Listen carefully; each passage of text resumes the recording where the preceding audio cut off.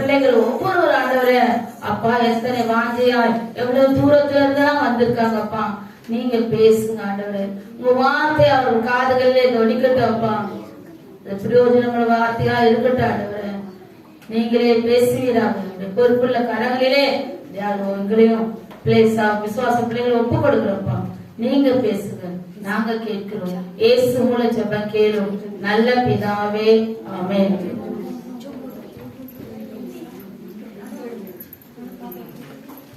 Sunday school ½ an hour time பாத்துருங்க. 10:00 போறீங்க, 11:15 கீழே இறங்கிடுங்க. போகும்போது காணிக்கையில படுத்துட்டு போயிடுங்க. 11:15 தமிழை செல்வி 11:15 கீழே கூட்டு வந்துருக்கான். ஒரு கிளாஸ் மட்டும் பிரிச்சுட்டு ஒரு ஜோம் மட்டும் கிளாஸ் பிரிச்சுட்டு முடிச்சுட்டு சரி. நம்மலாம்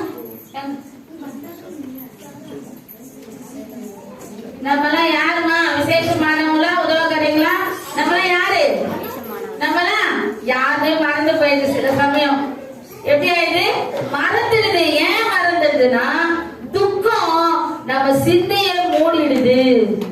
எனக்கு இருக்குது மட்டும்தான் துக்கம், வேற யாருக்கு இருக்கிறதெல்லாம் என்னது இல்ல, பிரச்சனையே இல்ல. அநேகருடைய துக்கத்தை பிரச்சனையே நீங்க பாத்தீங்கன்னா உங்களுக்கு இருக்கிற பிரச்சனை ஒண்ணுமே இல்ல. அப்படிதானே? எவ்வளவு பேர் எவ்வளவு பிரச்சனை இல்ல. யோபு எப்படி இருந்தாரு? யோசேப்பு எப்படி இருந்தாரு? குழிக்குள்ள போட்டாங்க, வித்து போட்டாங்க. ஆனா எப்படி வந்தாரு? தேவன் எப்படி பண்ணாரு? ஜெயம் இல்ல. அப்ப ஜெயம் கொடுக்கிறவர் நம்மளோட இருக்கிறாரு. அப்ப நம்ம விசேஷமானவங்களா இல்லையா? அதுவே நமக்கு நிச்சயமா இருந்தாதான் நம்மள விசேஷமானவங்களா கர்த்தர் மாற்றுவார். அதே நமக்கு விசேஷமானவங்க. நான் விசேஷமானவன், நான் விசுவாசிக்கிறேன். அப்படி நீங்க எல்லாம் விசுவாசிக்கிறீங்களா? விசுவாசிக்கிறவங்க மாத்திர கயங்களை வைத்து ஒரு அல்லேலூயா சொல்லுங்க பார்க்கலாம். நான் விசேஷமானவன், என் தேவனுடைய பார்வையில நான் விசேஷமானவனா இருக்கிறதுனாலதான் கர்த்தர் இந்த இடத்துல கூட்டி சேர்த்திருக்கிறார். எவ்வளவு பேருக்கு கிடைக்காத ராஜ்யம் நமக்கு கிடைத்திருக்கு. ஏன் தெரியுமா? நமக்கு பரலோக ராஜ்யம் உண்டு.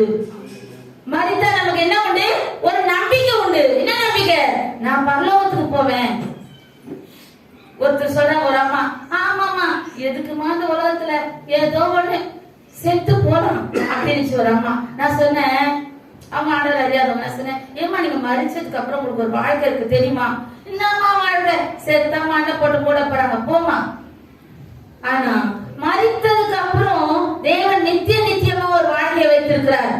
உண்மை உள்ளவர்களுக்கு, தேவன் அறிந்தவர்களுக்கு, தேவனோடு உடன்படிக்கை செய்து கொண்டவர்களுக்கு, தேவ ஆவியை பெற்றுக் கொண்டவர்களுக்கு நித்திய வாழ்க்கை ஒன்று உண்டு என்பது நமக்கு தெரியுமா? தெரியாதா? தெரியும். ஆனா அவங்களுக்கு தெரியாதனால என்ன சொல்றாங்க? ஐயோ இந்த உலகத்துல இருக்கிற காலத்தை விட நான் எப்படி போவேன்? போயிட்டேன்னா எல்லாம் முடிந்து போயிடும். எல்லாம் முடிந்து போகாது. தெரியுமா? தெரியாத? நமக்கு தெரியும். நமக்கு தெரிஞ்சதுனாலதான் நம்ம விசேஷமான. நமக்கு எது தெரிஞ்சிருக்குது? இயேசு எனக்காக மரித்தார், எனக்காக உயிர்த்தெழுந்தார், எனக்காக இன்றைக்கு ஜீவனோடு இருக்கார், எனக்காக தேவனுடைய வலது பாசத்துல பரிந்து பேசிக் கொண்டிருக்கார். நாம செய்யற எல்லா குற்றங்களையும், ஐயோ என் மகன் நல்லவள், என் மகன் நல்லவள், இன்றைக்கு மன்னிங்கப்பா, இன்னைக்கு மன்னிங்க பிதாவே, மன்னிச்சிருவ பிதாவேன்னு சொல்லி என்ன பண்றாரு? பரிந்து பேசிக் கொண்டிருக்கிறார். அந்த தேவன் பரிந்து பேசிக்கொண்டே இருப்பார். நீ எவ்வளவு நாள் அவரை விட்டு என்ன பண்ணல? தூரமா போவேன். ஒரு நாள் என்ன பண்ணுவாரு? காத்தாடி எவ்வளவு தூரம் போனாலும் எங்க வந்துதான் ஆகணும்? தரைக்கு வந்துதான் வருமா? வரும். ஆனா அவர் காலத்துலதான் நம்முடைய எல்லா தலையோட முடி என்ன பண்ணிருக்காரு? வைத்திருக்காரு. நாங்க ஒரு நாள் ஒரு பாஸ்டர் வந்தார் புழல்ல இருந்து. பிள்ளைங்களை குறிச்சு நாங்க பேசிட்டு பிள்ளைங்க வந்து ஆண்டவர்களை நல்லா வளரணும் அப்படி எப்படின்னு பேசும்போது அவர் சொன்னார், ஐயா கிட்ட சொன்னார், ஐயா நீங்க கவலைப்படாதீங்க, நான் ஒண்ணு பார்த்தேன், ஒரு 2 பிள்ளைகளோட தலை முடியும் தேவன் கரத்துல இருக்குதுப்பா, எங்க போனாலும் அவர் என்ன பண்ணாரு? கொண்டு வந்து சபையில அவங்களை ஊழியர் நிறுத்திடுவாரு, நீங்க கவலையே படாதீங்க. எப்பவுமே பிள்ளைங்களை பத்தி பேசும்போது என்ன சொல்றாரு? அவங்க என்ன வேணா பண்றோம், கொண்டு வந்து எங்க கொண்டு வந்து நிறுத்துவாரு? தேவ சபையில அவருக்காக ஓடும்படியா நிறுத்தி விடுவார், நீங்க கவலைப்படாதீங்க ஐயா அப்படின்னு சொன்னாரு. உண்மை அந்த வார்த்தை நான் அடிக்கடி நினைச்சு பார்ப்பேன். ரொம்ப சின்ன வயசு அந்த தம்பிக்கு, சின்ன வயசுல ஊழியத்துக்கு வந்துட்டாரு. அண்ணங்களா இருக்கும் போதே சின்ன வயசுல ஊழியத்துக்கு வந்து சபையை நடத்தி கொண்டிருக்கார். அந்த தம்பி சொன்னாப்புல, நீங்க கவலைப்படாதீங்கக்கா, கவலைப்படாதீங்க. என்ன பண்ணுவாரு? பிள்ளைகளை கர்த்தர் அவர் கரத்துல வச்சிருக்காரு. அத நீ கவலைப்போ நம்ம எல்லாரும் தேவன் அவருடைய கரத்துல வைத்திருக்காரு. இன்றைக்கு கூட நம்ம ஆண்டவருக்காக நான் ஜெபம் பண்ணிட்டே இருந்தேன். ஏசப்பா, இந்த இது வந்துச்சு இல்லையா, விநாயகர் சதுர்த்தி, அது அந்த நாள்ல தான் நான் உட்கார்ந்து என்ன பண்ணி யோசிச்சுட்டே இருந்தேன். தேவன் ஒரு வார்த்தையை கொடுத்தாரு. என்ன வார்த்தையை கொடுத்தாருன்னா, தேவனுக்கு பிரியம் இல்லாத என்ன ஆராதனை? விக்கிரக ஆராதனை. விக்கிரக ஆராதனையும் எது? ரெண்டு காரியங்களை கர்த்தர் வெறுக்கிறார். எது வெறுக்கிறார் சொல்லுங்க? விபச்சாரமும் விக்கிரக ஆராதனையும் தேவனுக்கு பிரியம் இல்லாதது. தெரியுமா தெரியாதா? தெரியும். விக்கிரக ஆராதனைன்றது நம்ம என்ன நினைச்சிட்டு இருக்கோம்? நம்ம என்ன நினைச்சிட்டு இருக்கோம்? தொட்டு தொட்டு கும்பிடுறாங்க, மண்ணை போய் என்ன பண்ண கையில தூக்கிட்டு போறாங்க, அதை சுமந்துட்டு போறாங்க. தெரிஞ்சு செய்யறாங்களா தெரியாம செய்யறாங்களா தெரியாது. ஆனா ஜீவனுள்ள தேவன் நமக்கு இருக்கிற முதலாவது பாயிண்ட், தேவனுக்கு பிரியமில்லாத விக்கிரக ஆராதனை. இரண்டாவதாக, தேவன் விரும்புகிற பரிசுத்த வாழ்க்கை நீ வாழ வேண்டும். மூன்றாவது, தேவன் உன்னை உயர்த்தி உனக்கு நன்மை செய்வார். மூன்று காரியங்கள். ஒன்று, தேவனுக்கு பிரியமில்லாத விக்கிரக ஆராதனை நீ வெறுக்க வேண்டும். அடுத்தது, தேவன் விரும்புகிற பரிசுத்த வாழ்க்கை நீ வாழ வேண்டும். மூன்றாவது, தேவன் உன்னை உயர்த்தி உனக்கு நன்மை செய்து உன் விருப்பப்படி உன்னை வாழ வைக்க தேவன் வல்லவராக. தான் மூன்றாவது பாயிண்ட். முதலாவது, தானியேல் 2வது அதிகாரம் 16ல இருந்து 21 வரைக்கும் வாசிங்க. அதாவது மைக் வச்சுக்கோங்க, செலவு மைக் வச்சுக்கோங்க, தமிழ் செடிக்கிற ஒரு மைக் கொடுத்துருங்க. 2வது அதிகாரம்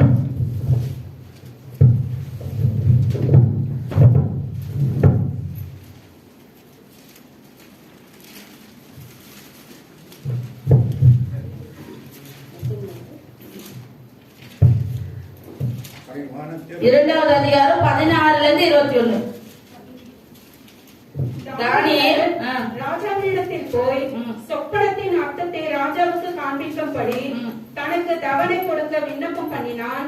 பின்பு தானியேல் தன் வீட்டுக்கு போய் தானும் தன் தோழரும் பாபிலோனின் மற்ற ஞானிகளோடு கூட அழியாதபடிக்கு இந்த மறைபொருளை குறித்து பரலோகத்தின் தேவனை நோக்கி இரக்கம் கேட்கிறதுக்காக அனனியா, மிஷாவேல், ஆசாரியா என்னும் தன்னுடைய தோழருக்கு இந்த காரியத்தை அறிவித்தான். பின்பு காலத்தில் தரிசனத்திலே தானியேலுக்கு மறைபொருள் வெளிப்படுத்தப்பட்டது. அப்பொழுது தானியேல் பரலோகத்தின் தேவனை ஸ்தோத்தரித்தான். பின்பு தானியேல் சொன்னது, தேவனுடைய நாமத்துக்கு என்றென்றைக்கும் உள்ள சதா காலமும் ஸ்தோத்திரம் உண்டாவதாக. ஞானமும் வல்லமையும் அவருக்கே உரியது. அவர் காலங்களையும் சமயங்களையும் மாற்றுகிறவர். ராஜாக்களை தள்ளி ராஜாக்களை ஏற்படுத்துவார். ஞானிகளுக்கு ஞானத்தையும் அறிவாளிக்கு அறிவையும் கொடுக்கிறவர். தேவன் யாரு? ஞானிகளுக்கு ஞானத்தையும் அறிவையும் கொடுக்கிறார். என்ன சொல்றாரு? ராஜா ஒரு சொப்பனம் கண்டா, அது என்ன சொப்பனம், அது எதனால உண்டாச்சு, அது என்னன்றத வெளிப்படுத்தணும். யார் வெளிப்படுத்துவா? ஞானிகள் எல்லாம் வர வைக்கிறா. யாரும் என்ன பண்ண முடியல, வெளிப்படுத்த முடியவில்லை. அடுத்ததாக 3வது அதிகாரத்துல 31, 34 படிமா. இதே அதிகாரத்துல 31ல இருந்து 34 வரைக்கும். ராஜாவே, நீ ஒரு பெரிய சிலையை கண்டீர். அந்த பெரிய சிலை மிகுந்த பிரகாசம் உள்ளதாய் இருந்தது. அது உமக்கு நேரே நின்றது. அதன் ரூபம் பயங்கரமாய் இருந்தது. அந்த சிலையின் தலை பசு பொன்னும், அதன் மார்பும் அதன் புயங்களும் வெள்ளியும், அதன் வயிறும் அதன் தொடையும் வெண்கலமும், அதன் கால்கள் இரும்பும், அதன் பாதங்கள் பாதி இரும்பும் பாதி களி மண்ணுமாய் இருந்தது. நீர் பார்த்து கொண்டிருக்கும் போதே கைகளால் பெயர்க்கப்படாத ஒரு கல் பெயர்ந்து உருண்டு வந்தது. அது அந்த சிலையை இரும்பும் களிமண்ணும் ஆகிய அதன் பாதங்களில் மோதி அவைகளை நொறுக்கி போட்டது. ராஜா என்ன கண்டாரு? சிலையை கண்டார். அந்த சிலையில தலை ஏதாவது உருவாக்கப்பட்டது, கைகள் கால்கள் எல்லாம் உருவாக்கப்பட்டது. அதெல்லாம் என்னதுமா? உருவாக்கப்பட்டது. நம்ம தேவன் நம்மள உருவாக்கி இருக்கிறார். அவர் நம்மள உருவாக்கி இருக்காரு. உருவாக்கப்பட்டது. அவங்க என்ன பண்றாங்க? நமஸ்கரிக்கிறாங்க, வணங்குறாங்க. அப்போ இதுதான் நீங்க என்ன அப்படின்னு சொல்றாரு. அப்போ சொப்பனத்துல கண்டத தானியேலுக்கு யார் வெளிப்படுத்தினது? தேவன் வெளிப்படுத்தினார். வெளிப்படுத்தினது என்னன்னா, எது எது பொண்ணுனாலானது, களிமண்ணானது, இரும்பு நாளானது எல்லாமே ஆக்கப்பட்டது. எல்லாத்தையும் என்ன பண்றாங்க? நான் ஒரு டாக்டர் கிட்ட போனோம் வியாழக்கிழமை மணிக்கு சாயந்தரம். நானே எங்க அக்கா ஜாய்ஸ் 3 பேரும் போனோம். போயிட்டு இந்த நம்ம சர்ச்சில் பாதி அளவுக்கு அந்த டாக்டர் உட்கார்ந்து இருக்காரு. அவ்வளவு படிச்சவர், லண்டனுக்கு போய் படிச்சிருக்காரு. நியூரோல அவர் தான் ஸ்பெஷலிஸ்ட். தமிழ்நாடு ஃபுல்லா இருக்கிறவங்க அங்க வராங்க. ஒருத்தரும் போய் கேட்கிற ஒரு ஊர்ல இருந்து வந்திருக்காங்க. ஒருத்தரும் ஒரு ஊர்ல இருந்து வந்திருக்காங்க. Neurology specialist. அவர் ரூமை பார்த்து நாங்க 3 பேரும் உள்ள போயிட்டு வெளியே ஓடி வந்துடலாமா ஆயிடுச்சு. ஏன் கேளுங்க, அவர் உட்கார்ந்து இருக்கிறது அந்த 10 அடி தவிர சுத்தி ஃபுல்லும் எவ்வளவு தெய்வம் இருக்கும், அவ்வளவு செலை வச்சிருக்காரு. நம்மளாம் பார்த்தா என்ன பண்ணுவோம்? நாங்க ஒரு வீட்டு வாடகை காலத்துக்கு போனோம். நானும் மோசஸும் நாங்க இந்த சொந்த வீட்டுக்கு வர்றது கட்டி வாடகை விட்டோம். இன்னொரு வீட்டுல இருந்து இன்னொரு வீடு மாற போறோம். அப்போ அவங்க வீடு மாற போறோம். அந்த வீடு நீங்க இந்த வீட்டுக்கு தான் நீங்க வர போறீங்க, அந்த வீடை பாருங்கன்னு சொன்னாங்க. நான் மோசஸ் 2 பேருமே மேல போய் பார்த்தோம். பார்த்தா அந்த வீட்டுல ஃபுல்லா செலை வச்சிருக்காங்க, படமும் வச்சிருக்காங்க. என் மகன் வெளியே வந்து சொல்றான், மம்மி இந்த வீடு வேணாம் தானே சொல்லுவேன் அப்படின்னா. ஏன்டா அப்படி சொல்றேன்?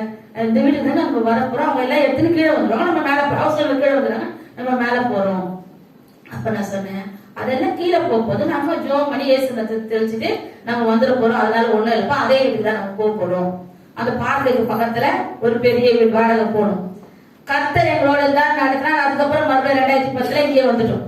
வாடகை அங்க போனோம், அதுக்கப்புறம் இங்க வந்துட்டோம். ஆனா என்ன சொல்றேன்னா, அந்த டாக்டர் அவ்வளவு படிச்சிருக்காரு. நாங்க போய் உட்கார்ந்தோம். மயக்கம் வருது மட்டும்தான் சொன்ன உடனே அவரே டாப் டு பாட்டம் அவருக்கு என்னென்ன சிம்டம்ஸ் இருக்கோ எல்லாமே சொல்லிட்டாரு. என்ன சொல்லிட்டாரு? டாப் டு பாட்டம் என்ன சொல்றாரு? என்னென்ன சிம்டம்ஸ் உனக்கு இப்படி இருக்கா, உனக்கு இப்படி இருக்கா, எல்லாமே சொல்றாரு. அவள சித்தி எப்படி இந்த டாக்டருக்கு தெரியும்?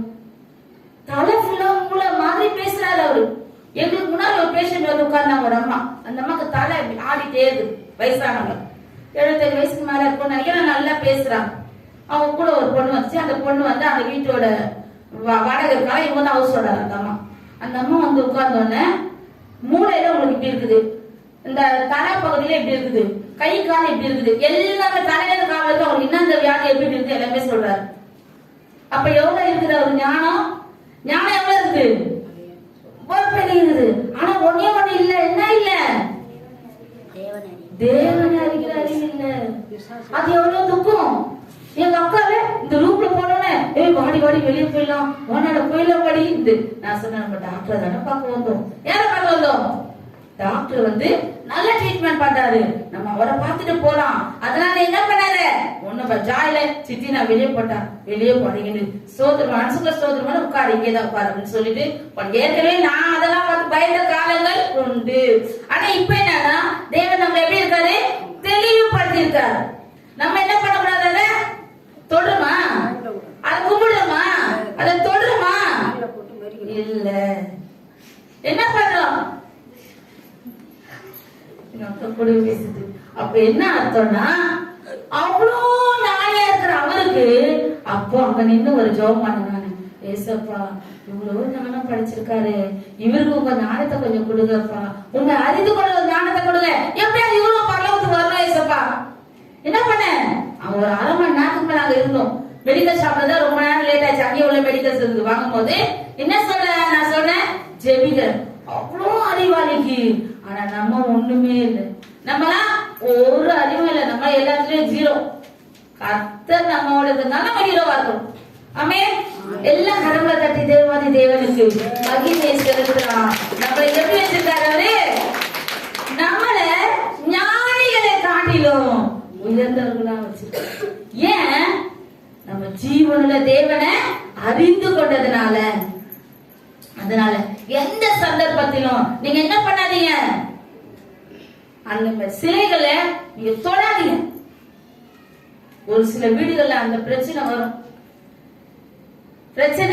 வரும், ஆனா அதுக்கு எதிர்த்து உங்களுக்கு வெற்றி. இன்னொரு விஷயத்தை பார்க்கலாம். நம்ம தானியேல் 3வது அதிகாரம் 16, 17, 18 3 வசனத்தை மாத்திரம் வாசிங்க.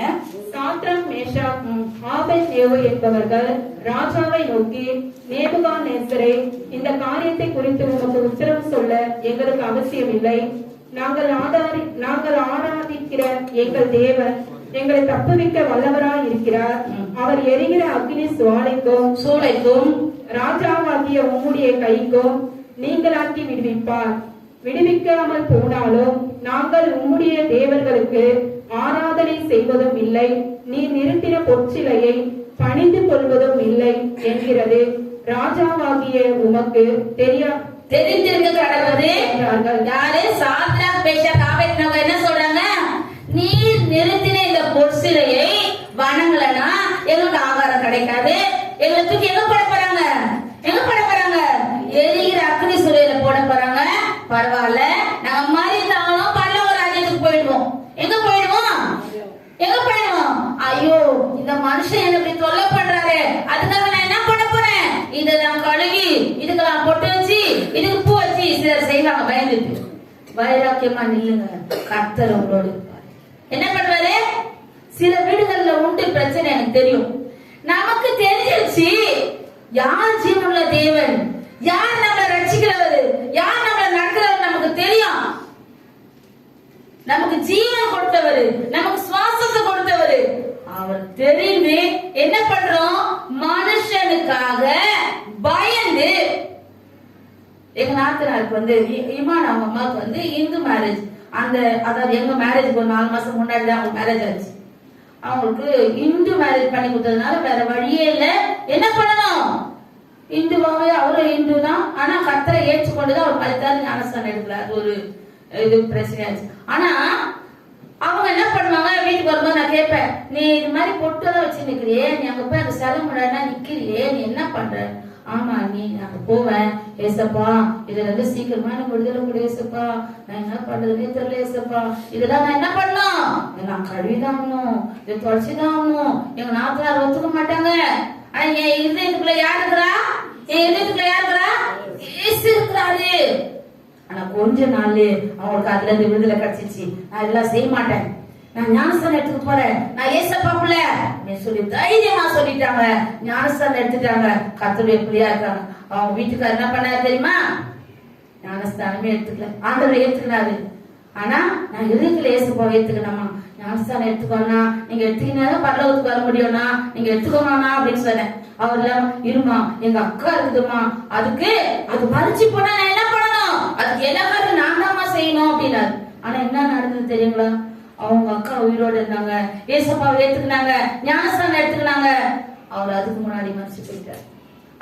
அவங்களுக்கு முன்னாடி. அப்போ ஞானஸ்தானத்துக்கு நம்ம டேட் குறிக்க கூடாது. தேவன் நமக்கு உணர்ந்தா ஞானஸ்தானம் எடுத்துக்கொண்டா பரலோகத்துக்கு பாத்திரமானா மாறிடலாம். இந்த காலத்துல ரோட்ல நடந்து போனா கூட நமக்கு என்ன இல்ல? வீடு வந்து சேரோட உத்தரவாதம் இல்ல. எங்களுக்கு தெரிஞ்ச ஒரு சித்தார்த்தன் ஒரு அண்ணன், ஐயாவோட அவங்க வீட்டுக்கு எதிர் வீட்டுல இருந்தவர் தான், வாக்கிங் போனார். இங்க போனாரு வாக்கிங். அவர் பேங்க்ல ஆபீசரா இருந்தவரு. அவரு என்ன பண்ணிட்டாரு, வேலையை ரிசைன் பண்ணிட்டு நான் ஊழியத்துக்கு போறேன், பீகார் போறேன் அப்படி அப்படின்னாரு. எங்கேயுமே போல, வீட்லயே தான் இருந்தாரு. நான் பிரேயர் நடத்துறோமா அப்படிலாம் சொல்லுவாரு. நாங்கெல்லாம் போனா அவரை போய் பார்த்துட்டு வருவோம். அவரு வாக்கிங் போனாரு. வீட்டுக்கு எப்படி வந்தாரு தெரியுங்களா? போஸ்ட் பண்ண மணி கொண்டு வந்தாங்க. வாக்கிங் தான் போனாரு. ஆனா ரோட்ல வாக்கிங் பண்ணவர் பார்த்து நடந்து போகும். வண்டி இல்லாத இடமா? ஏன் இத சொல்றேன்னா, மனுஷனுக்கு முடிவு எப்படி வேணா வரலாம். அப்ப நம்ம எப்பவுமே எப்படி இருக்கணும்? எப்பவுமே இன்னொரு நாள் இருக்குதுப்பா, இப்பதான் கிடக்குது, இன்னும் விட்டுனே இருப்பா. நீ என்ன பண்ணும்? நீ ஆண்டவருடைய காரியங்களை தயாராகணும்.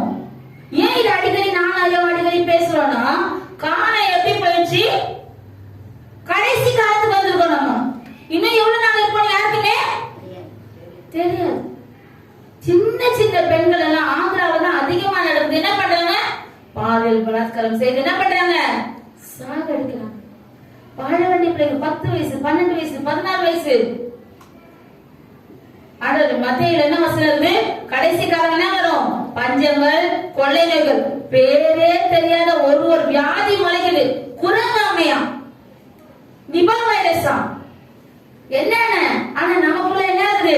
என்னோட இயேசு இருக்காருப்பா, எனக்கு என்ன வராது? கொரோனா வராது. சொல்லுவீங்க எல்லாரும், என்னோட யார் இருக்கிறாரு? இயேசு இருக்கிறாருப்பா, எனக்கு என்ன வராது? வர விட மாட்டேன்.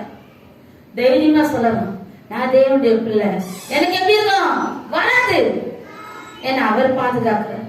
ஏன்னா நான் அவர் வழியில நடக்கிறேன். யார் வழியில நடக்கிறேன்? தேவனுடைய வழியில நடக்கும் போது நமக்குள்ள என்ன இருக்கும்? ஒரு நிச்சயம் உண்டு. நமக்கு தெரியும். அதாவது 10 வயசுக்கு கீழே இருக்கிறவங்களுக்கு எதுவுமே தெரியாது. 10 வயசுக்கு மேல இருக்கிற பிள்ளைங்க நம்ம சொல்லிடுவாங்க, அவங்களுக்கே தெரியும் எது செய்யணும். அப்ப என்ன பண்ணும்? ஞானமும் அறிவு. இப்ப கேட்டவங்க அனன்யா, அவங்க என்ன ஆகுது? கர்த்தர் அறிவியும் ஞானம் கொடுத்ததுனால இந்த பொருசனை நாங்க என்ன பண்ண மாட்டோம்? வணங்க மாட்டோம். ஆனா நாங்க என்ன பண்ணுவோம்?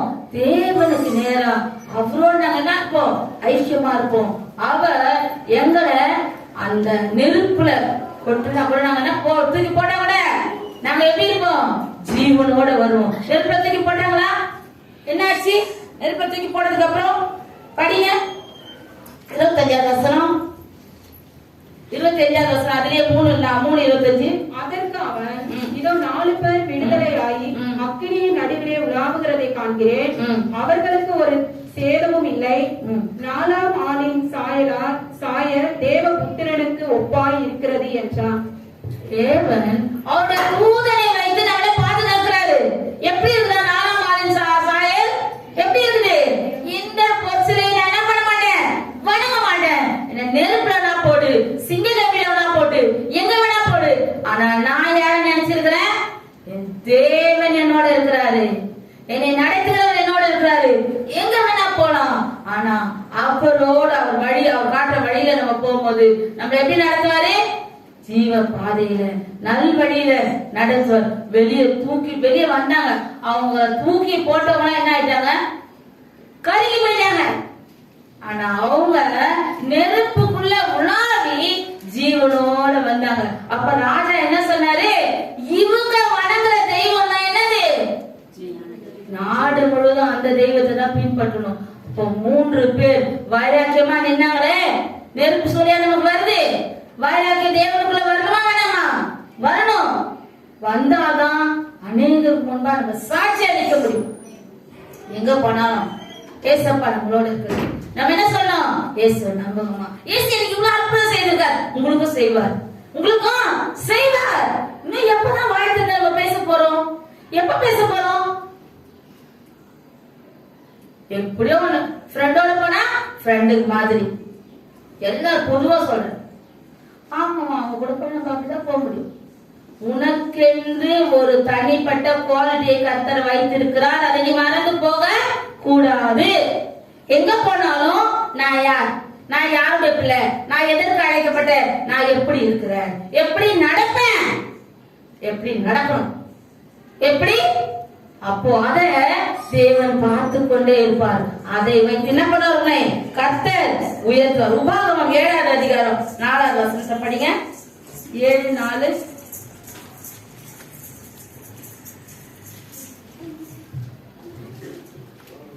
என்னை பின்பற்றாமல் அந்நிய தேவர்களை சேவிக்கும்படி அவர்கள் உன் குமாரனை விலக்க பண்ணுவார்கள். அப்பொழுது கர்த்தருடைய கோபம் உங்கள் மேல் மூண்டு உங்களை சீக்கிரத்தில் அழிக்கும். என்னை பின்பற்றாமல் யாரை பின்பற்றாங்க? அந்நிய தேவர்களை சேவிக்கும்படி அவர்கள் உன் குமாரரை விலக பண்ண. அப்ப யாரோட நம்ம போனாலும் எதை நம்ம மறக்க கூடாது? கர்த்தருடைய பிள்ளை நான் என்பதை மறந்து போகவே கூடாது. நிறைய வாலிப பிள்ளைங்க, எனக்கு வாலிப பிள்ளைங்க மத்தியில பேசினா எனக்கு ரொம்ப பிடிக்கும். அவங்கள பத்தி ரொம்ப நினைச்சிட்டே இருப்பேன். வாலிபர் எப்படிலாம் இடருவாங்க, எப்படிலாம் இடரக்கூடாதுன்னு நம்ம அவங்களுக்கு சொல்லி தரணும். வண்டியில போயிட்டே இருந்தேன், ஆட்டோல ஏறி உட்காந்து போனேன், ஷேர் ஆட்டோல. அப்ப என் பக்கத்துல என் முன்னாடி ஒரு பிள்ளை வந்து உட்காந்துச்சு. அந்த பிள்ளை வந்து போஸ்கோ ஸ்கூல்ல படிக்கிறான். போன வருஷம் 8th ஸ்டாண்டர்ட் படிக்கலாம். ஈவினிங் டியூஷன் போகுது. நல்லா ட்ரெஸ் பண்ணிட்டு போகுது. நான் கூப்பிட்டேன், அம்மா நான் ஒண்ணு சொல்றேன், கோச்சிக்க மாட்டியா? சொல்லுங்க ஆண்டி. அம்மா இனிமே வெளியே போனா மேல ஷால் போட்டுக்கடா, அது உனக்கு நல்லது. இந்த மாதிரி ட்ரெஸ் போட்டா நீ சேஃப்டியா போகணும் அப்படின்னு. கோச்சிங்கயா? எனக்கு என்ன சொல்லி முடிச்சோன்னு அடுத்த வார்த்தை என்ன கேட்டேன், நீ கோச்சிங்கயா என் மேல? இல்ல ஆண்டி நீங்க நல்லது தானே சொன்னீங்க, எங்க மம்மி சொன்னா கூட நான் கேட்டிருப்பேன், அது மாதிரிதான் நீங்களும் சொன்னீங்க. இனிமே நான் அப்படி போறேன் ஆண்டி. எனக்கு காலம் எப்படி இருக்குது, மோசமா இருக்குதுமா, பாத்து போடாமா. பார்த்தா கடைசியில பார்த்தா எங்க நெத்தானி கிளாஸ்ல படிக்கிற அந்த பொண்ணு, நெத்தானி கிளாஸ்ல படிக்கிற, நான் எல்லாமே விசாரிச்சுட்டு வந்துட்டேன். எல்லாமே நான் அந்த பொண்ணு இங்க இருந்து மூலக்கடை போறதுக்குள்ள இவ்வளவா விசாரிச்சு அவங்களும் டியூஷன் இறங்கி போயிட்டா, நானும் பேரபோஸ் போறதுக்காக போயிட்டேன். அப்போ நம்ம என்ன பண்ணோம், நம்மளால முடிஞ்சது பிள்ளைங்களுக்கு என்ன பண்ணோம், அது யாரோ பிள்ளைங்க எப்படி போனா நமக்கு என்ன, எப்படியோ போகுது. அப்படி எல்லாரையும் என்ன பண்ணோம், நம்ம பிள்ளைங்களா, நம்ம சகோதர சகோதரிகளா நம்ம நேசிக்கும் போது கர்த்தர் அதற்குண்டான உயர்வை நமக்கு கட்டளையிடுவார். என்ன பண்ணோம், சிலர் சொல்லுவாங்க, யாருக்கு எப்படின்னா நம்மளுக்கு நம்ம வேலையை பார்க்கலாம். எப்படி நீ உன் வேலையை பார்ப்ப, தேவன் யார் வேலையை பார்ப்பாரு, நீ என்ன பண்ணும், அவர் வேலையை அவர் பார்ப்பார். நம்ம எப்படி இருக்கணும்ன்றத நம்ம என்ன பண்ணோம், அதுல கூட ஒரு இது இருக்கு, ஒரு என்ன சொல்றாங்க, பரந்த மனப்பான்மை. ஜென்ரலா என்ன பண்ணும், ஐயோ அவங்களுக்காக நம்ம ஜெபிக்கிறோமே, ஐயோ மறந்துட்டோமே. இன்னைக்கு காலையில பாருங்க, ஐயா நான் பக்கத்துல உட்கார்ந்து ஜோம் பண்ணீங்கன்னா அவர் உட்கார்ந்து எல்லாரோட பேரை சொல்லி ஜோம் பண்ணிருக்காரு காலையில. இன்னைக்கு தான் நான் பண்றதை பொறுமையா கவனிச்சிருக்கிறேன், நான் ஜெபிக்கல, அவர் பண்றது ஜெபிச்சு கேட்டு நிக்கிறேன். சபையில ஒருத்தர் பேரையா சொல்லி சொல்லி சொல்லி சொல்லி நானும் அப்படிதான் ஜோம் பண்ணேன். எல்லாரும் மறக்காம ஜெபிக்கிற. ஏன், எங்களுக்கு அது எங்க மேல விழுந்த கடமை. யார் எங்களுக்காக ஜெபிக்கலனாலும் பரவாயில்ல, நாங்க எல்லாருக்காக ஜெபிக்கணும், அதுதான் எங்க மேல விழுந்த கடமையா இருக்குது. அதை வைத்துதான் கத்துறாங்க. எங்களுக்கு கொடுத்த உத்தரவாதம், எங்களுக்கு கொடுத்த வேலை அதுதான். 3 வேளைக்கு 5 வேளை சாப்பிட்டு நல்லா தூங்கறதுக்கு எங்களுக்கு கொடுக்கல. எப்படி வச்சிருக்காரு, நீ எதற்கு அழைக்கப்பட்டாயோ அந்த அழைப்பில் நின்றால் உன்னை கர்த்தர் பார்த்து உன்னை உயர்த்துவார், உன்னுடைய வேலைகளை அவர் துரிதமாய் செய்வார். ஐயா அதுதான் சொல்வாரு, எதை குறிச்சு நான் கவலைப்பட பேசினா ஒன்னும் பண்ணாத, ஜெபம் மட்டும் பண்ணு, கர்த்தர் பார்த்துப்பார். ஒன்னும் பண்ணாத, பேசாத, புலம்பாத, அமைதியாரு. நம்ம என்ன பண்ணுவோம், லேடிஸ் எப்ப பார்த்தாலும் ஏதாவது ஒரு காரியம் பிடிச்சதுன்னா அந்த காரியத்தை பிடிச்சி உச்சில ஏறிடும். இப்படி ஆயிடுமா, அப்படி ஆயிடுமா, இதாயிடுச்சா அதாயிடுச்சா, எப்படி என்ன பண்ணுவோம், ரொம்ப எக்ஸ்ட்ரா ஆர்டினரியா நினைப்போம். ஆனா அவர் என்ன சொல்றாரு, ஜெபம் பண்ணு, கர்த்தர் பார்ப்பார், ஜெபம் பண்ணு.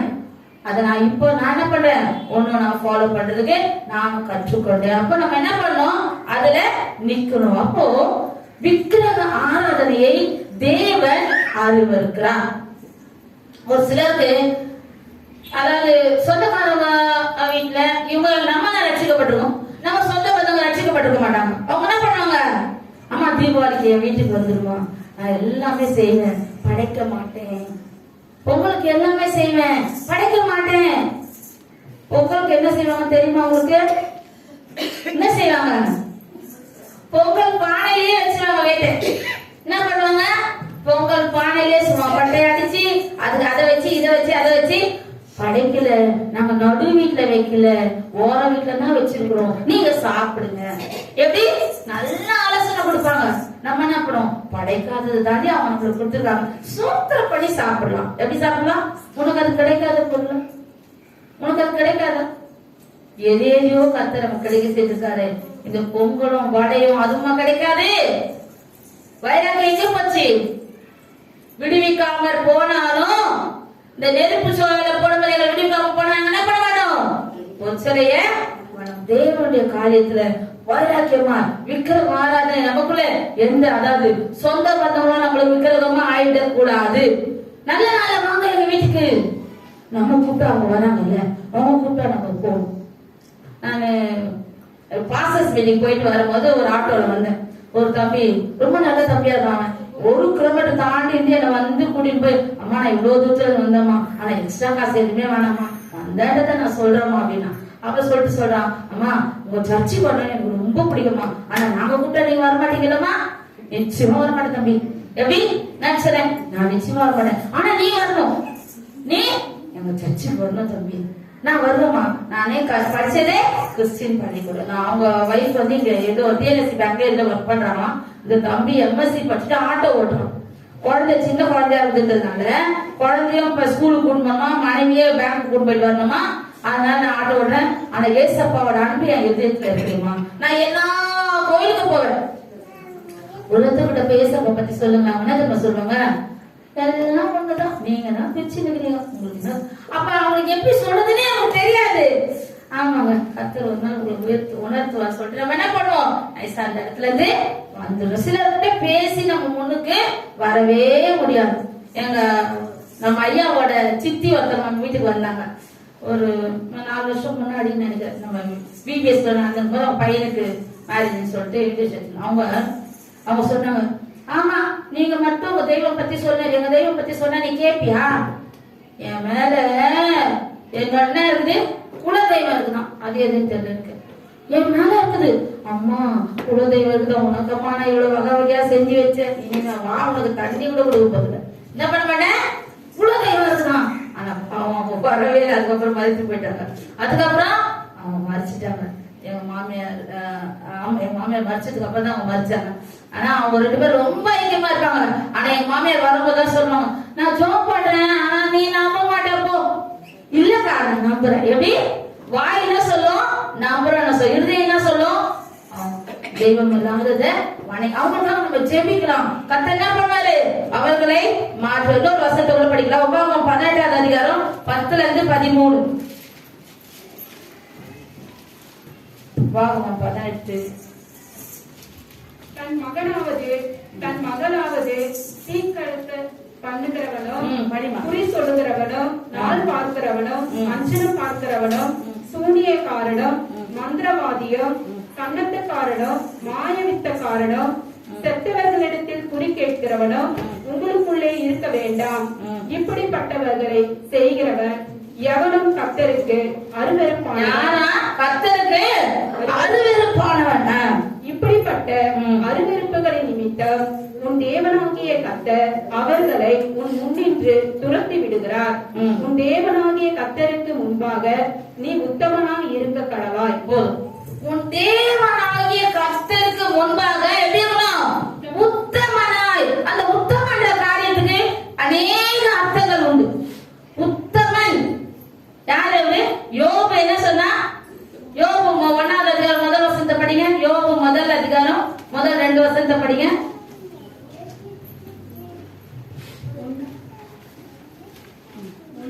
1:1-2 படிமா, சத்தமா படிங்க.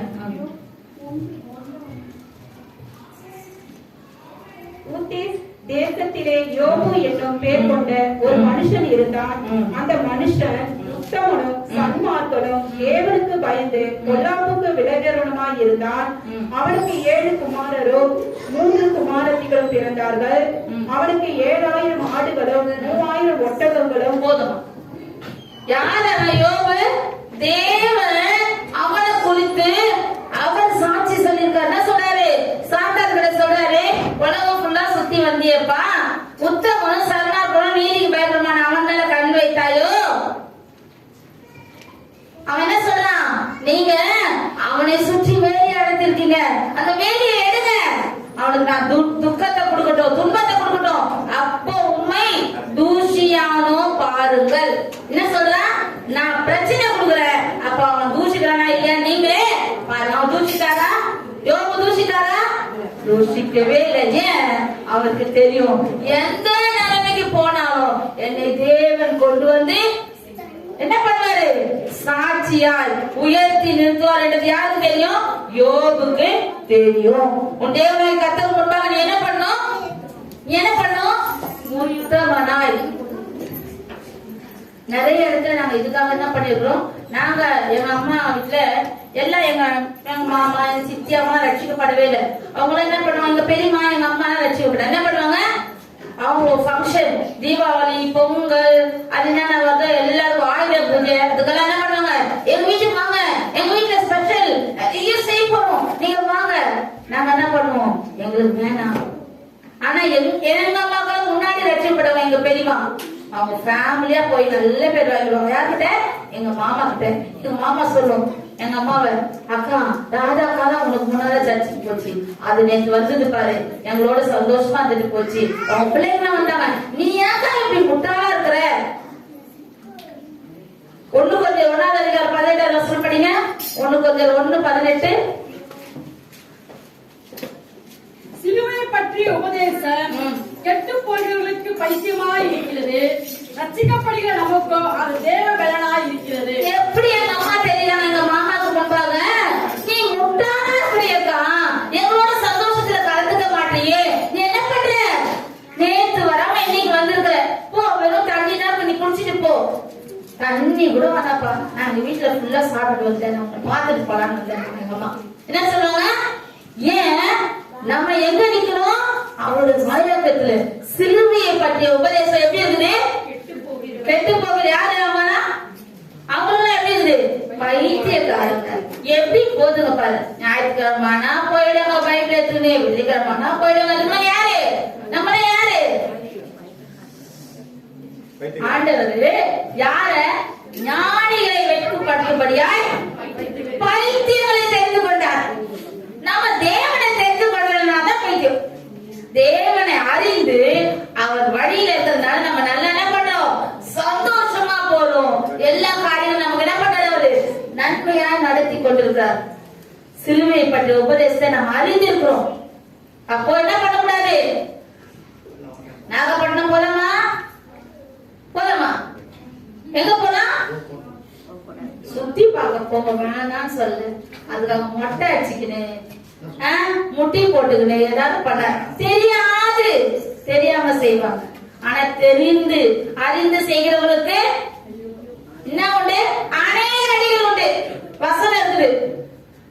தெரிந்திருக்கிறோம் தேவன் ஜீவனோட நடத்துகிறார் என்பது நமக்கு தெரியும். அப்போ தேவனுக்கு பிரியம் இல்லாத எது? விக்கிரக. அதுல நம்ம எப்படி இருக்கணும்? ரொம்ப உஷாரா இருக்கணும். சொந்த பந்தவங்க என்ன பண்ணுவாங்க? வாங்க எங்க வீட்டுல ஃபங்க்ஷன், நம்ம என்ன சொன்னோம்? கிறிஸ்துமஸ்க்கு நீங்க வாங்க, உங்களுக்கு நாங்க எல்லாம் செய்யறோம். அப்ப கர்த்தர் என்ன பண்ணுவாரு? நம்ம மேல் பிரியமா. அடுத்த குறிப்புக்குள்ள போலாம். தேவன் விரும்புகிற நம்ம பரிசுத்த வாழ்க்கை வாழணும். ஆதியாகமம் 39ஆம் அதிகாரம் 9-12. ஆதியாகமம் 39.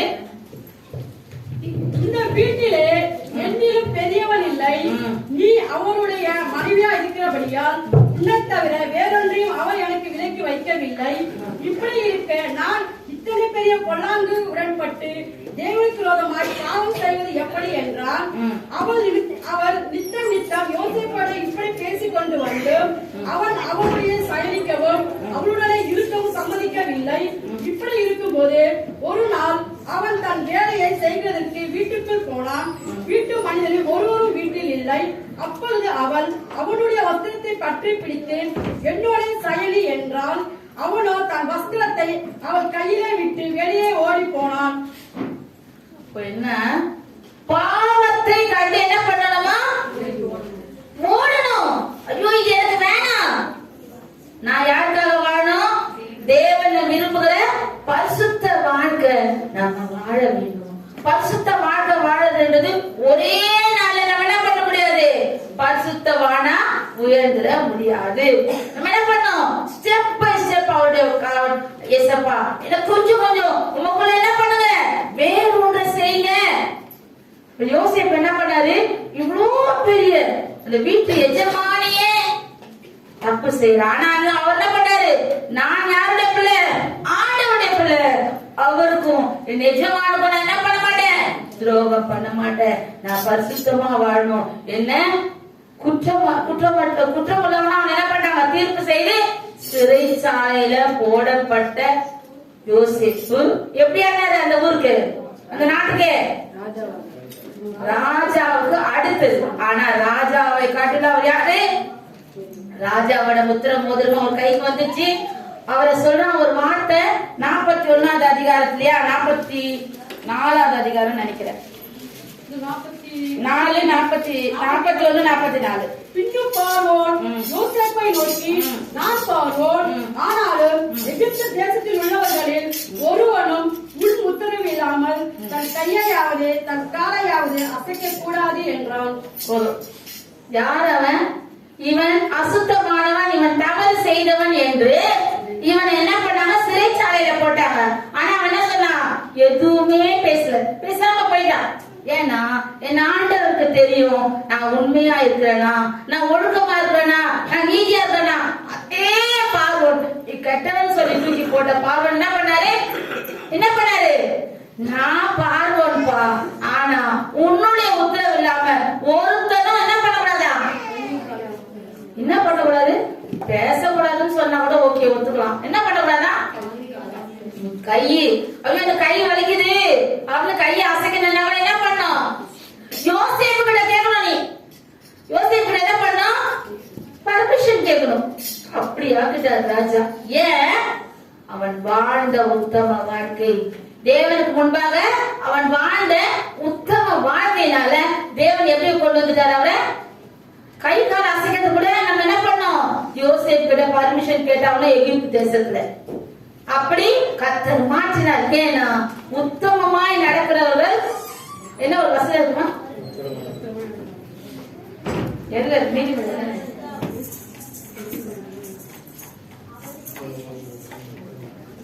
வசனத்தை படிங்க. லேவியராகமம் இன்னொரு வசனத்தை பார்க்கலாம். லேவியராகமம் 20வது அதிகாரம் 26வது வசனம். லேவியராகமம் டைம் ஓடினே இருக்குது, 10 நிமிஷம். பரிசுத்தராய் இருக்கிறபடியினாலே நீங்களும் எனக்கேற்ற பரிசுத்தவான்களாய் இருப்பீர்களாக. நீங்கள் என்னுடையவர்களாய் இருக்கும்படிக்கு உங்களை மக்கள் ஜனங்களை விட்டு பிரித்தெடுத்தேன். எதுக்கு பிரித்தெடுத்தாரா, பரிசுத்த ஜனமாய் வாழ்வதற்காக பிரித்தெடுத்தார். ஆனா நம்ம என்ன பண்றோம், ஏசப்பாவும் வேணும், இந்த பக்கம் எல்லாம் வேணும்.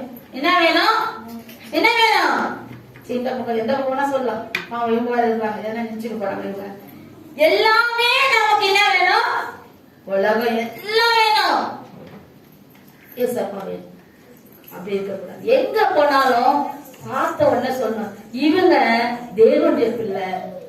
இவங்க ஒரு என்னை குறிச்சு அந்த கடைக்காரமா சொல்லுச்சு, அம்மா நீங்க எல்லாம் ஏமாத்த மாட்டீங்க, உங்களை மாதிரி இருப்பாங்கன்னா அவங்களுக்கு கடனை கொடுத்தேன், 200 ரூபாய் ஏமாத்திட்டாங்கம்மா, ஒரு 4 நாளா கால் கணக்க நீங்க வியாபாரம் பண்ற, உங்களை நினைச்சம்மா, நீங்களாம் எவ்வளவு நான் மறந்தாலும் நீங்க கொண்டு வந்து கொடுக்குறீங்க. அதுதான் சாட்சி. நம்ம என்ன பண்ணக்கூடாது, அவங்களுக்கு முன்பாக ஐயோ இதுங்கெல்லாம் இப்படி இருக்குமோ, நம்மள எப்படி பாக்குறாங்களா, மத்தவங்கள 4 கண்ணு பார்த்தா நம்மள எத்தனை கண்ணு பார்க்கும், 400 கண்ணு பார்க்கும். வெளியே போகும்போது நான் நிறைய நம்ம வாலிபர் கூடத்துல பிள்ளைங்க கிட்ட சொல்வேன், நம்ம சர்ச்சை பிள்ளைங்க கிட்ட, வெளியே போகும்போது நம்ம எப்படி போனோம், இந்த பிள்ளைங்களா, இந்த சபைக்கு போற பிள்ளைங்களா இப்படி இருக்காங்க அப்படின்ற மாதிரி நம்ம என்ன பண்ணோம், போகணும். நிறைய பிள்ளைங்களை சொல்லுவோம். ஏன்னா நாம வாழற பரிசுத்த வாழ்க்கை நம்ம எப்படி வச்சிருக்கா, 2026ல மற்ற ஜனங்களை விட்டு பிரித்தெடுத்திருக்கிறார். நம்மள பிரித்தெடுத்து நமக்கு நன்மை செய்து கொண்டிருக்காரு. நம்மிடத்துல எவ்வளவு எதிர்பார்ப்பாரு, உலகத்துக்கு ஒரு வேஷம், தேவனுக்கு ஒரு வேஷம், சபைக்கு ஒரு வேஷம் என்ன பண்ணக்கூடாது, இருக்கவே கூடாது. நீ எங்க போனாலும், யோனா என்ன பண்ணாரு, பாதாளத்துல கடையில ஆழத்துல போனாலும் அவளை எப்படி ஜீவனோடு வெளியே கொண்டு வந்தார் இல்லையா. 3 நாள் அந்த ஒண்ணு இல்ல, அந்த மீன் சும்மா இன்னொரு அசைவு என்ன இருப்பாரு, என்ன செய்வாரு, சட்னியா இருப்பாரு. கரெக்டா சொல்லுது, அவரை மீன நீ அசையாத, என்ன பண்ணாத, நீ அசையாத, என் மகன் உள்ள இருக்கிறான், அவனை அறிவு உணர்த்தும்படியா உள்ள கொண்டு வந்துருக்க, 3 நாள் கழிச்சு தயவு செய்து கொண்டு போயிடுப்பா. எங்க கொண்டு போயிடு, நீங்க கொண்டு போயிடு. யாருக்கு சொல்றாரு, மீன் கீழ்படிது, நம்ம கீழ்படிறோம், நம்ம பசங்க நம்ம கீழ்படிது. எதுனா சொல்லு, உன் வேலைய பாரு. நீங்கள நல்ல பசங்க, எனக்கு நல்லா தெரியும், நான் யாருக்கா வந்து பார்த்தேன்னா, உன் வேலைய நீ பாரு, எனக்கு தெரியும், நான் பாத்துக்கிறேன். நம்ம பசங்க யாருமே அப்படி பேசுறது இல்ல, ரோட்ல கேள்விப்பட்டேன். நீங்களா நல்ல பசங்க, அதுல என்ன யாரும் திட்டாதுங்க, நீங்க எல்லாருமே நல்ல பசங்க எனக்கு தெரியும்.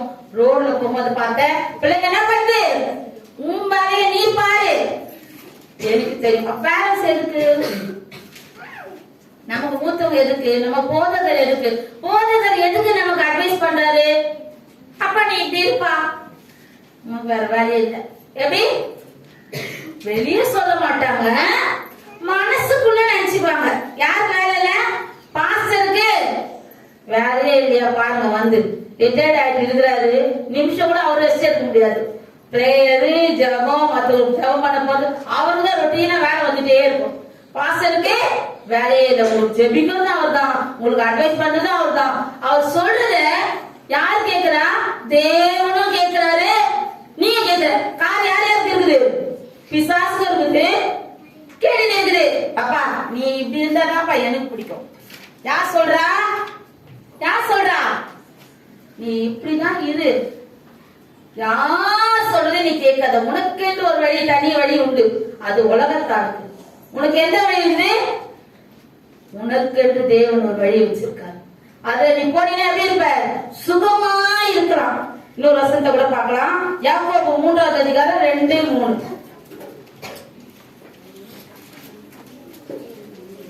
நாம் எல்லாரும் அநேக விஷயங்களில் தவறுகிறோம்.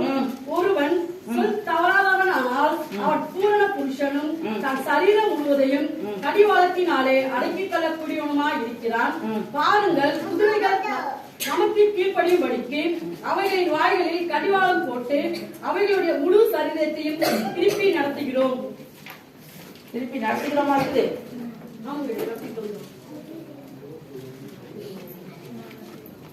யாக்கோபு 3:2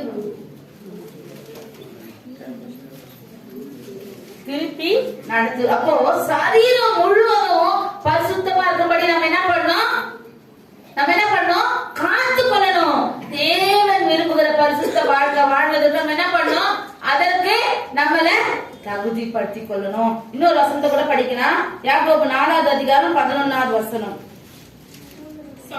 சகோதரரே, ஒருவருக்கு ஒருவர் விரோதமாக பேசாது இருந்தால் சகோதரருக்கு விரோதமாய் பேசி தன் சகோதரனை குற்றப்படுத்துகிறவன் நியாய பிரமாணத்திற்கு விரோதமாய் பேசி நியாய பிரமாணத்தை குற்றப்படுத்துகிறான்.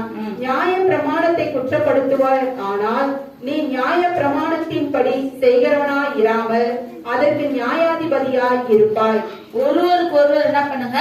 விரோதமாய் பேச்சிலே பரிசுத்தம் குலைச்சல் உண்டாகும். பேசும்போது எதை பேசணும், எதை பேசக்கூடாது அப்படின்னு என்ன பண்ணும்?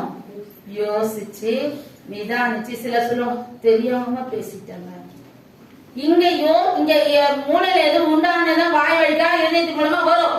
ஆனா என்ன பண்ணும்? சாரிங்க, தெரியாம உங்களை அப்படி பேசி இருக்க கூடாது, உங்களை அப்படி பேசி இருக்க கூடாது. அப்போ சரீரம் முழுவதையும் நம்ம என்ன பண்ணணும்? பரிசுத்தமாய் பார்த்து கொள்ள வேண்டும். 16வது அதிகாரம் 12வது வசனத்தை படிங்க. 16-12 10 நிமிஷம். மனுஷன் ஆமாமா, மனுஷன் படுத்து கிடக்கிறான், வானங்கள் ஒழிந்து போகும் அளவோ எழுந்திருக்கிறதும் இல்லை. நிச்சயம் 16-12 நான் சுகமாய் வாழ்ந்திருந்தேன். அவர் என்னை நறுக்கி என் பிடரியை பிடித்து என்னை நொறுக்கி என்னை தமக்கு இலக்காக நிறுத்தினார். என்ன பண்ண? நான் உலகத்துக்கு ஏற்றபடி சுகமா வாழ்ந்தேங்க. அவர் என்ன பண்ணாரு? முதல்ல நறுக்கிறாரு. என்ன பண்ணாரு? அவருக்கு ஏற்ற பாத்திரமா உருவாக்குவார். நீ பரிசுத்தமா வாழும்படி உனக்கு அவரு உதவி செய்வார். அதுல படிங்க. அவர் என்னை நறுக்கி என் பிடரியை பிடித்து என்னை நொறுக்கி நறுக்கிறாரு. அடுத்து என்ன பண்ணாரு? தமக்கு ஏற்ற பாத்திரமா என்ன பண்ணாரா? நிறுத்தினார். யார் சொல்றா? யோபு சொல்றார். அப்போ தமக்கு ஏற்ற பாத்திரமா இருக்கணும்னா அவர் நறுக்கணும், நொறுக்கணும், பிரச்சனை வரணும், சோதனை வரணும். அப்பதான் நம்ம அவரை நோக்கி பார்ப்போம். பரிசுத்தத்துக்கு நேரம் நம்ம என்ன பண்ணோம்? கடந்து செல்வோம். பரிசுத்தத்துக்கு நேரம் என்ன பண்ணுவோம்? தேவன் விரும்புகிற பிரச்சனையே வரலனா ஆண்டவரையும் அறிய மாட்டோம், ஆண்டவரையும் துதிக்க மாட்டோம், ஆண்டவரையும் தேட மாட்டோம். என்ன பண்ணுவோம்? நமக்குன்னு எனக்கு ஒரு வழி இருக்குது, நான் அதுல நான் போயிட்டே இருப்பேன். அடுத்தது 3வது பாயிண்ட். இதுல நிறைய வசனம் இருக்குது, ஆனா சொல்றதுக்கு டைம் இல்ல. 3வது பாயிண்ட் பார்க்கலாம். தேவன் உன்னை என்ன பண்ணுவாரு? உயர்த்தி உனக்கு நன்மை செய்வார். உபாகமம் 18வது அதிகாரம் 16வது வசனத்தை படிங்க.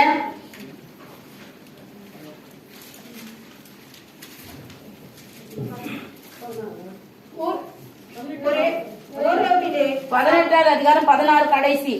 உன் தேவனாகிய கர்த்தரை நீ தேவனாகிய கர்த்தரை நீ வேண்டிக் கொண்டதின்படி எல்லாம் அவர் செய்வார். எப்போ செய்வாரு? நீ அவர் நறுக்குதலும் ஒடுக்குதலுக்கும் நீ உன்னை விட்டு கொடுத்து பரிசுத்தமா இது வரும். ஆனால் என் தேவன் என்ன பண்ணுவாரு? என்னை நிறுத்துவான்னு நினைச்சு நான் என்ன பண்ணுவாரு? அவரே நீ வேண்டிக் கொண்ட என்னெல்லாம் கேட்கறியோ, நீ என்னெல்லாம் கேட்கறியோ. ஒரு அம்மா சொல்லிச்சு, ஒரு சாட்சி, அதான் இப்படிதான் சாட்சி சொல்லக்கூடாது. எங்க வீட்டுல ஒரு மரம் இருக்குது. ஹவுஸ் ஓனர் வந்து சொன்னாங்க, இந்த பக்கத்து வீட்டுக்காரங்க சொன்னாங்க, இந்த மரத்துல இருக்க காயெல்லாம் நீங்க தான் பறிச்சு சாப்பிட்டீங்கன்னு சொன்னாங்க. எனக்கு ரொம்ப கஷ்டமா இருந்தது சிஸ்டர். நான் அந்த மரத்துக்கு நேரா கை நீட்டினேன், ஒரு பிரேயர் பண்ணேன், அந்த மரம் பட்டு காஞ்சி போச்சு. எப்படி? 2 பழத்துக்காக மரமே பட்டு போகணுமா? இதெல்லாம் சாட்சி. ஒரு அம்மா சொன்னாங்க. நான் நினைச்சேன், ஏசப்பா கனி இல்லைன்னு ஒரு மரத்தை சபிச்சாரு, அது பட்டு போச்சு. அந்த அம்மா சொல்ற சாட்சி. எல்லாரும் அங்க ஒரு மீட்டிங்ல உட்கார்ந்து இருந்தோம், எல்லாரும் சிரிச்சுட்டாங்க. முதல்ல சொன்னாங்க, அப்போ அதை நடத்துறவங்க அந்த அம்மா வந்து என்கிட்ட சொன்னாங்க, பாத்தீங்களா சிஸ்டர், எங்க குழுவுல எப்படிதான் சாட்சி வருது, மரம் பட்டு போச்சு, இது சாட்சியா. அப்ப இது மரம் பட்டு போச்சுன்னா அப்ப உனக்கு என்ன நல்ல குணம் வெளிப்பட்டுச்சு? நான் சாப்பிட்டேன்னு சொன்னதுனால இந்த மரமே அதுல ஜெபம் கர்த்தர் அங்கீகரிப்பாரா? என்ன பண்ணும்? உனக்கு வேண்டியபடி எல்லாம் கர்த்தர் செய்வார். அடுத்தது பாருங்க, ரொம்ப அருமையா அதிகமா நேசிக்கிற வசனம், சங்கீதம் 20வது அதிகாரம் 4வது வசனம். அவர் என்ன பண்ணுவாரா? உன்னுடைய ஆலோசனை எல்லாம் நிறைவேற்ற. நினைச்சு பாருங்க, சொல்லுமா. அவர் உமது மன விருப்பத்தின்படி உமக்கு தந்தார். உமது மன விருப்பத்தின்படி. அதாவது ஒரு வசனத்தை படிக்கும் போது பாடம் படிக்கிற மாதிரி படிக்க கூடாது. இது வசனம், தேவனுடைய வார்த்தை, இது எனக்குள்ள கிரியை செய்யுது, இது எனக்காகவே இருக்குது. எப்படி இருக்குது? சங்கீதம் 24 படிங்க. அவர் உமது மன விருப்பத்தின்படி உமக்கு தந்தார். உமது ஆலோசனைகளை எல்லாம் நிறைவேற்றுவார். நீ என்னெல்லாம் மனசுல விரும்புறியோ, ஏன்னா நீ தேவனுக்கு முன்பாக உத்தமமாய், நீதியாய், சன்மார்க்கனாய், துன்மார்க்கத்தை வெறுத்து வாழறபடியால் உனது ஆலோசனை, ஏசப்பா எனக்கு இதை செஞ்சு கொடுங்க ஏசப்பா, அந்த ஆலோசனை. எப்படி? கெஞ்சி கேட்போம், அதை என்ன பண்ணுவோம்? ஆலோசனை பண்ணுவோம். எனக்கு இது வேணும் ஏசப்பா, உன்னோட ஆலோசனை எல்லாம் அவர் என்ன பண்ணுவாரு? நிறைவேற்றுவார். அடுத்த ஒரு வசனம் படி, யோபு 23:14. எனக்கு குறித்திருக்கிறதை அவர் நிறைவேற்றுவார். இப்படிப்பட்டவைகள் இன்னும் அநேகம் அவரிடத்தில் உண்டு. எனக்கு குறித்திருக்கிறாரு. என்ன குறித்திருக்காரு?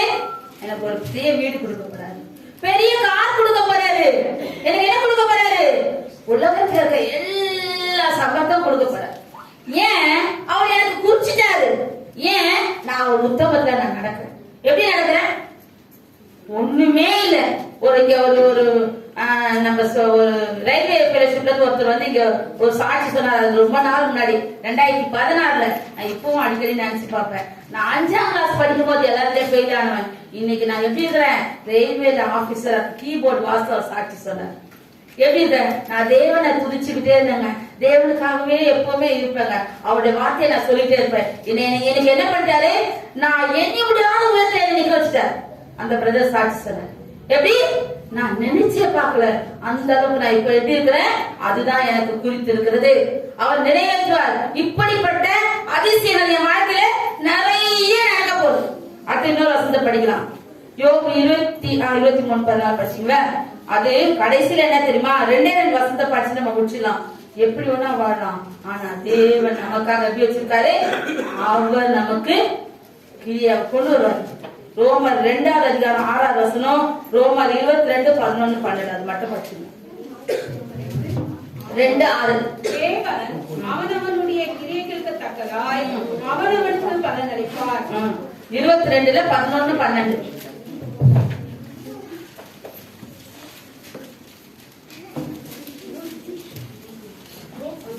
வெளிப்படுத்தல் 22:11-12. வெளிப்படுத்தல். இதோ சீக்கிரமாய் வருகிறேன்.